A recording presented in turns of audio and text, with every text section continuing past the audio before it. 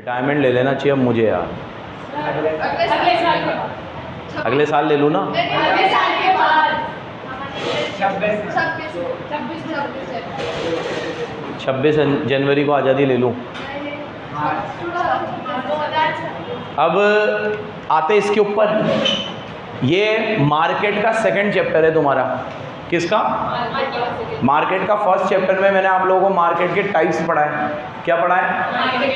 मैंने पढ़ाया आपको ज्योग्राफिकल एरिया के हिसाब से कितने मार्केट है ना। मैंने आप लोगों को पढ़ाया कि टाइम के हिसाब से कितने हैं, टाइम पीरियड के हिसाब से कितने मार्केट है, रेगुलेशन के हिसाब से, फिर ट्रांजैक्शन के हिसाब से स्पॉट मार्केट, ये मार्केट, ये सब चीज़ें हो गई।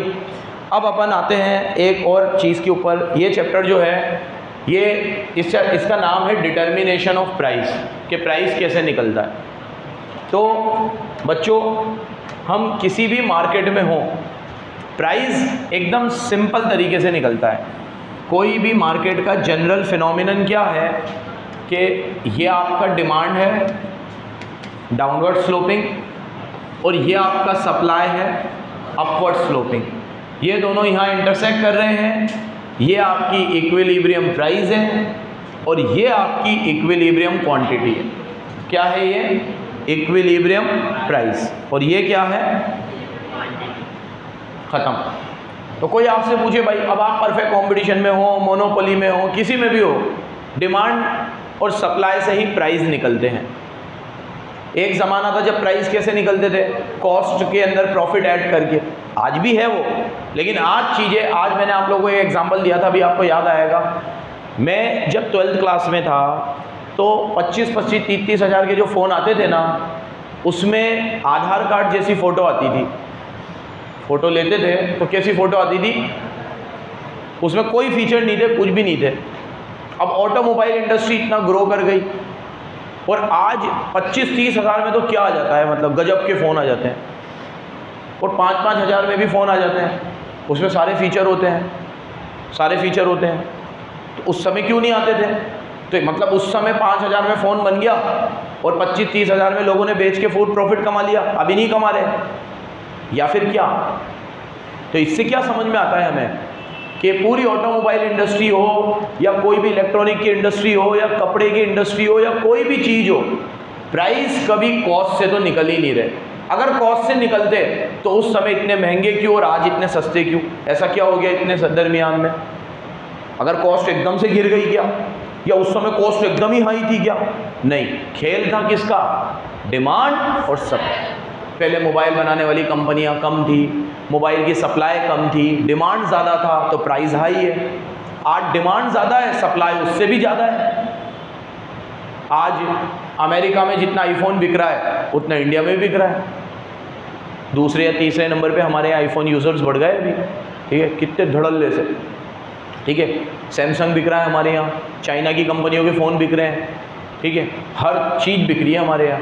तो डिमांड जब बढ़ेगी और सप्लाई उससे तेज़ी से बढ़ेगा तो फिर प्राइस भी बढ़ेंगे। यार प्राइस क्या होंगे? कम होंगे। फिर प्राइस कम हो रहे हैं। और उस समय क्या थी? डिमांड इतनी नहीं थी और सप्लाई और कम थी, तो उस समय प्राइस क्या थे? ज़्यादा थे। तो मोरल ऑफ द स्टोरी, मैं तुम्हें हर इंडस्ट्री में ये समझा सकता हूँ कि डिमांड कैसे निकलते हैं, अरे प्राइस कैसे निकलती है, डिमांड सप्लाई फोर्स। यहाँ कुछ बेसिक डेफिनेशन याद रखना। सबसे पहले आएगा एग्जाम में, व्हाट इज़ इक्विलिब्रियम प्राइस? तो द प्राइस एट विच, बोलो, market demand and market supply intersect each other is called equilibrium price. What is equilibrium quantity? The quantity at which market demand and market supply intersect each other is called equilibrium quantity. तो ये होता है equilibrium price और equilibrium quantity, ठीक है। तो equilibrium price और equilibrium quantity कैसे निकलते हैं? जहाँ पे मार्केट डिमांड कर्व और market supply curve, market demand curve, market supply curve, demand curve, supply curve एक दूसरे को क्या करते हैं? इंटरसेक्ट करते हैं। क्या करते हैं? समझ गए मेरे प्यारे बच्चों? अब है ना, इस पूरे चैप्टर में मैं तुम्हें क्या पढ़ाऊँगा? 16 केस। कितने केस? अगर मान लो डिमांड बढ़ जाए तो प्राइस का क्या होगा? डिमांड कम हो जाए तो प्राइस का क्या होगा, सप्लाई बढ़ जाए तो प्राइस का क्या होगा, डिमांड बढ़ जाए तो प्राइस का क्या होगा, और दोनों बढ़ जाए तो क्या होगा। ऐसे करके मैंने अपनी तरफ से 16 केस बना रखे हैं। कितने केस बना रखे हैं? 16 केस। वो सारे केस मैं आपको एक बार बताता हूँ। पहले सामने देखो बच्चों, ये इस चैप्टर के मेरे हिसाब से 16 केस, आपको तो बुक में 16 भी नहीं दे रखे, 4-5 ही दे रखे हैं, लेकिन 16 केस मेरे हिसाब से बन सकते हैं। अभी बाद में उतार लेना, मैं सारा टाइम दूंगा, सामने देख लो। बहुत छोटा सा चैप्टर है, पूरी बुक का सबसे छोटा चैप्टर है। इसमें कर भी है बस, और कुछ है ही नहीं। अब जब एग्ज़ाम में सब्जेक्टिव आते थे तो कर्व बनाने को आते थे, अब आपको तो कर्व क्वेश्चन में बना हुआ आएगा, आपको सिर्फ बताना है कि इक्विलिब्रियम प्राइस बढ़ रहा है कि इक्विलिब्रियम प्राइस, इक्विलिब्रियम क्वांटिटी बढ़ रही है कि। तो ये, और ऐसा भी आ सकता है कि वो आपको हर चीज़ थ्योरी में लिख के दे दे और आपको रफ पेपर मिलेगा, उसमें आप कर्व बनाओ और कर्व बना के देख लो कि प्राइस बढ़ रहा है कि कम हो रहा है। बस एक ही क्वेश्चन बनेगा इसमें, और कोई क्वेश्चन नहीं बनेगा, एक ही पैटर्न का, और कुछ है ही नहीं इसमें। अब सुनो, मैंने मेरे हिसाब से 16 केस बनाए हैं, आप देख लो, 16 से ज़्यादा 17वां नहीं हो सकता। कितने केस है देखो। नंबर 1, डिमांड बढ़े लेकिन सप्लाई क्या रहे, डिमांड कम हो। अब सप्लाई बढ़ जाए, सप्लाई कम हो, डिमांड भी बढ़े, डिमांड भी बढ़े, डिमांड भी बढ़े, लेकिन डिमांड का चेंज, सप्लाई का चेंज, या दोनों का चेंज। अब अगला केस, डिमांड भी कम हो, डिमांड भी कम हो, डिमांड भी कम हो, डिमांड का कम होना, सप्लाई का कम होना, या दोनों, 3 और 3 हो गए। अगला देखो, डिमांड बढ़े लेकिन सप्लाई, अभी मैंने यहाँ पे डिमांड भी बढ़ाई थी, सप्लाई भी, यहाँ डिमांड कम करी थी, सप्लाई भी, दोनों में साइमल्टेनियस चेंज था। अब दोनों में अपोजिट चेंज आएगा, डिमांड बढ़ेगी, डिमांड बढ़ेगी, डिमांड बढ़ेगी, एक बार ज़्यादा क्या होगा, एक बार। अब डिमांड कम होगी, डिमांड कम होगी, डिमांड कम होगी, एक बार ये ज़्यादा, एक बार ये ज़्यादा, और एक बार ये। मेरे हिसाब से 16 केस हो गए। 16 से कोई 17वां केस नहीं हो सकता इसका, मैक्सिमम है ये, मैक्सिमम। अब मैं इसके कर्व बनाना सिखाता हूँ। इट्स क्वाइट ऑब्वियस कि 16 के 16 तो नहीं बनाएंगे हम लोग, 3-4 बनाऊंगा, उसके बाद आपको अपने आप ही समझ में आ जाएंगे कैसे बनेंगे। पहले स्टैंडर्ड डायग्राम, भैया ये सही आ रहा है ना, क्योंकि मैंने PDF से बोर्ड पे आया हूँ, सही आ रहा है ना। ये आपका स्टैंडर्ड डिमांड कर्व, और ये आपका स्टैंडर्ड, ये आपका इक्विलिब्रियम प्राइस, और ये आपका इक्विलिब्रियम क्वांटिटी। बोर्ड पे देखना, बहुत मारूंगा। केस 1 ले लूँ पहले। केस 1 में सिर्फ डिमांड बढ़ानी है मुझे। अब यहाँ बेटे हर बच्चे डिमांड सप्लाई पढ़ चुके हो। डिमांड बढ़ती है तो राइट वर्ड, कम होती है तो सप्लाई भी बढ़ती है तो राइट वर्ड, कम होती है तो डिमांड हो या सप्लाई हो, बढ़ती है तो कहाँ जाती है, राइट वर्ड। ये अपने डिमांड सप्लाई में खूब नाटक करे हैं। अब यहाँ देखो, ये डिमांड को मैं बढ़ा रहा हूँ राइट वर्ड, ये बढ़ गई D1। पहले इंटरसेक्शन कहाँ था, अब कहाँ हो गया, ये P1, ये Q1। तो आप ऑब्जर्वेशन में क्या लिखोगे, equilibrium price will increase and equilibrium quantity will also answer. अब कोई भी बिना कर बनाए आंसर दे सकता है, और कर बनाने का रीजन, लॉजिक क्या है, बस कि डिमांड बढ़ेगी तो कहाँ जाएगी, राइट वर्ड, कम होगी तो, सप्लाई बढ़ेगी तो, कम होगी तो, वो बना के पता लगा सकते हो कि equilibrium price will increase and equilibrium quantity will also. इसमें कोई डाउट होगा तो पहले वो लेंगे फिर आगे बढ़ेंगे। गुंजन कोई डाउट लग रहा है मेरे को बेटा, बोल आराम से पूछ ले, कोई दिक्कत नहीं है, सिंपल सी चीज़ है। तेरे को ये पता है डिमांड बढ़ती है तो राइट वर्ड जाती है, किसी भी रीज़न से डिमांड बढ़े, ये पता है तेरे को। डिमांड कम होती है तो लेफ्ट वर्ड आती है, ये भी पता है। तो बस मैंने डिमांड को बढ़ाया है, रीज़न कुछ भी हो सकता है। अब मैं तुम्हें पूरा पुराना चैप्टर पढ़ाने को नहीं बैठूंगा। डिमांड बढ़ने का रीज़न क्या है, कंज्यूमर की इनकम बढ़ गई होगी, फ्यूचर में एक्सपेक्टेशन प्राइस बढ़ने का होगा, पॉपुलेशन बढ़ गई होगी, सब्स्टिट्यूट का प्राइस बढ़ गया होगा, कॉम्प्लीमेंट्री का प्राइस कम हो गया होगा। याद आ रहा है, 12-13 रीज़न पढ़ाए थे, 12-13। कितने रीज़न, डिमांड बढ़ने के n नंबर, कस्टमर का टेस्ट आपकी तरफ फेवरेबल है। याद आ रहा है? तो डिमांड बढ़ने के कोई भी रीज़न हो सकते हैं। डिमांड बढ़ेगी तो आपको क्या याद रखना है, राइट वर्ड्स। तो इक्विलिब्रियम प्राइस भी बढ़ेगा और इक्विलिब्रियम क्वांटिटी भी बढ़ेगी। क्लियर है? एक केस हो गया, ये केस 1। फोटो ले लेना भी आराम से, कोई दिक्कत नहीं है, ठीक है। ये मेरा फर्स्ट केस था, कौन सा था, अब तुम बोलो वो ले लेते हैं। एक तीसरा ले लेते हैं, केस 3। केस 3 में क्या लिया है मैंने, सप्लाई को बढ़ाया है और डिमांड को क्या रखा है, कांस्टेंट। तो ये सप्लाई को बढ़ाऊंगा और डिमांड को क्या रखूंगा, कांस्टेंट। यहाँ देखो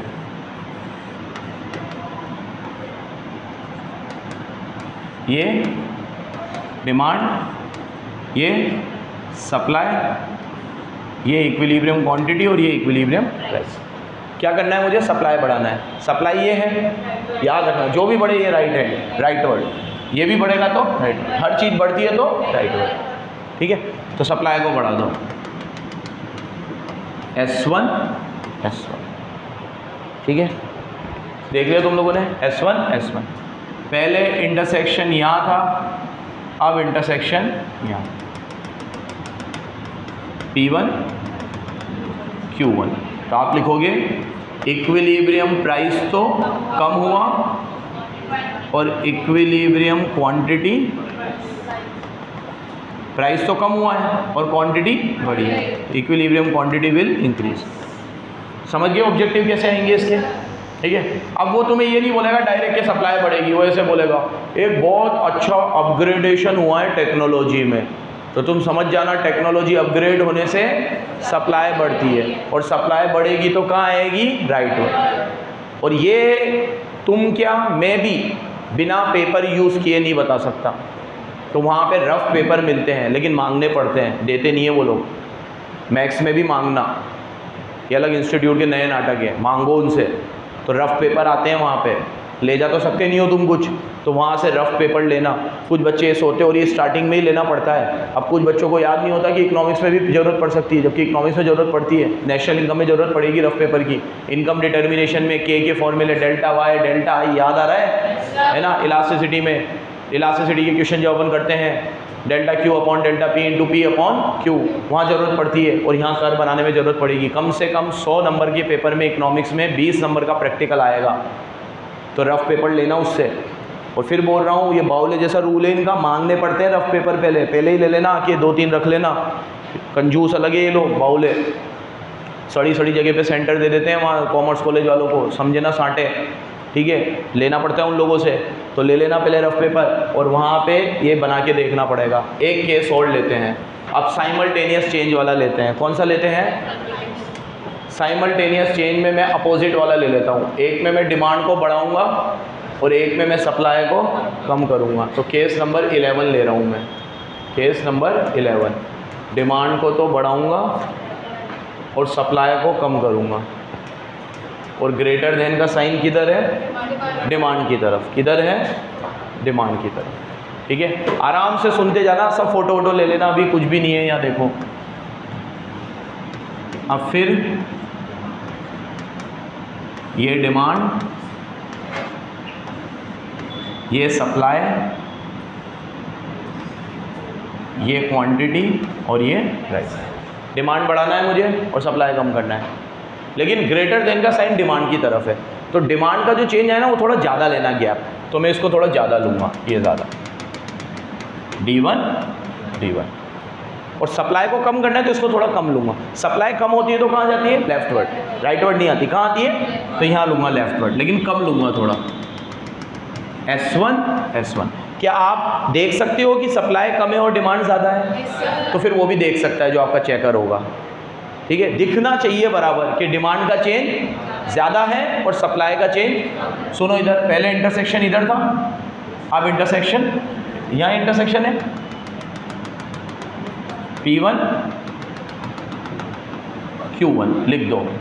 इक्विलिब्रियम प्राइस तो बढ़ेगी और इक्विलिब्रियम क्वांटिटी गिरेगी, लेकिन प्राइस ज़्यादा तेज़ी से बढ़ेगा। सॉरी, इक्विलिब्रियम क्वांटिटी भी क्या होगी, बढ़ेगी।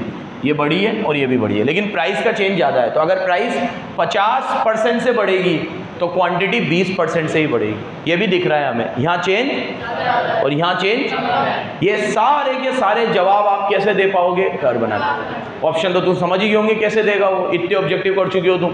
इक्विलिब्रियम प्राइस इंक्रीज, क्वांटिटी में no change. Equilibrium price increase, quantity will also increase. Equilibrium price increase at a greater pace than equilibrium quantity increase. मतलब change increase of equilibrium price will be more than increase of equilibrium quantity. तो कौन सा option हुआ? सी। कौन सा हुआ? सी। लेकिन वो सी कैसे जवाब दे पाओगे जब ये बनाना है। ये बन गया। एक दो और लेते हैं प्रैक्टिस के लिए। एक लेते हैं केस नंबर 14 लेते हैं। 14 में क्या है, या एक इक्वल टू वाला ले ले। एक 14 लेंगे, एक 16 लेंगे।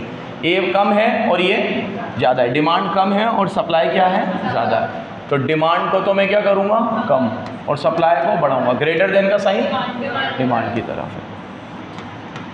Q0 ये डिमांड, ये सप्लाई, ये प्राइस, ये क्वांटिटी। बोर्ड पे देखो, डिमांड को कम करना है तो इधर लो लेफ्टवर्ड, और चेंज इधर ज़्यादा है तो ये लेफ्टवर्ड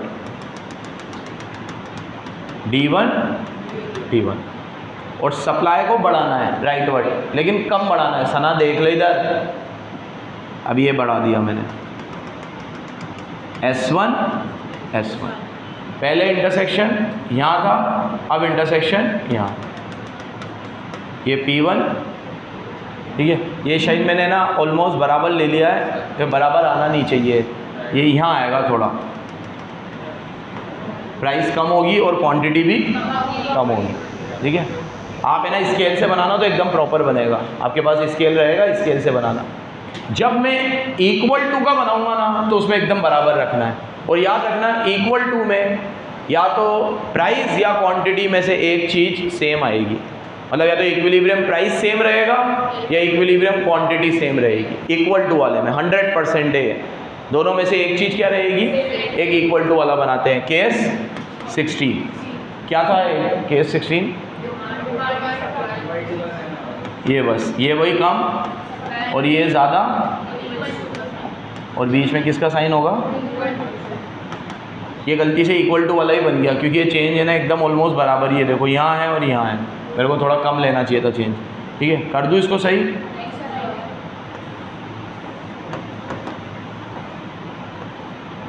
ये डिमांड और ये सप्लाई, प्राइस और ये क्वांटिटी। अब क्या करना है मेरे को? डिमांड कम करना है। ये डिमांड कम कर रहा हूँ मैं, D1, और सप्लाई को क्या करना है मुझे? बढ़ाना है। ये बढ़ाऊँगा तो ये एग्जैक्ट इतना चेंज है ना, तो इधर भी इतना ही आएगा, ठीक है। तो ये S1 देखो इंटरसेक्शन यहाँ है, क्वांटिटी तो सेम रहेगी लेकिन प्राइस क्या हो जाएगा? Equilibrium price will fall and quantity will same. ये हो गए आपके, ठीक है। तीनों के फ़ोटो ले लो, जल्दी ले। ये 16 केस और 2-4 मैंने कराए। दिवाली के बाद मैं तुम्हारी कॉपी में चेक करूँगा ये केसेस। हाँ 11 में भी करवाए थे ना? हाँ याद है ना मुझे, गेस्ट बन के आता हूँ मैं 11th में, घोस्ट बन के।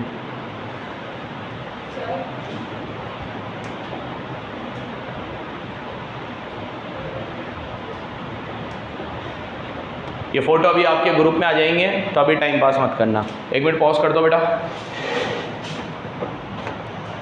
अब बच्चों यहाँ देखो, ये चैप्टर समाप्त। ये इंट्रोडक्शन है। ये डिमांड और सप्लाई जहाँ बराबर होती है, ये डिमांड और सप्लाई जहाँ बराबर होंगी। यहाँ बराबर हो रही है क्या कहीं पे? कहाँ पे हो रही है? सेकेंड हो रही है बराबर। तो इक्विलिब्रियम प्राइस कितना है? 2, और इक्विलिब्रियम क्वांटिटी कितनी है? 35 है। अब ये कर बना दिया, ये डिमांड और ये सप्लाई। उसके बाद इसने तो उतने केस दिए भी नहीं है। इसने कितने केस दिए देख लो तुम, ये 4 केस दिख रहे हैं मुझे।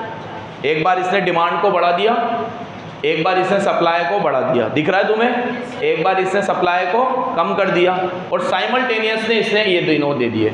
एक बार डिमांड भी बढ़ा दिया, सप्लाई भी बढ़ा दी। डिमांड भी कम कर दी, सप्लाई भी कम कर दी।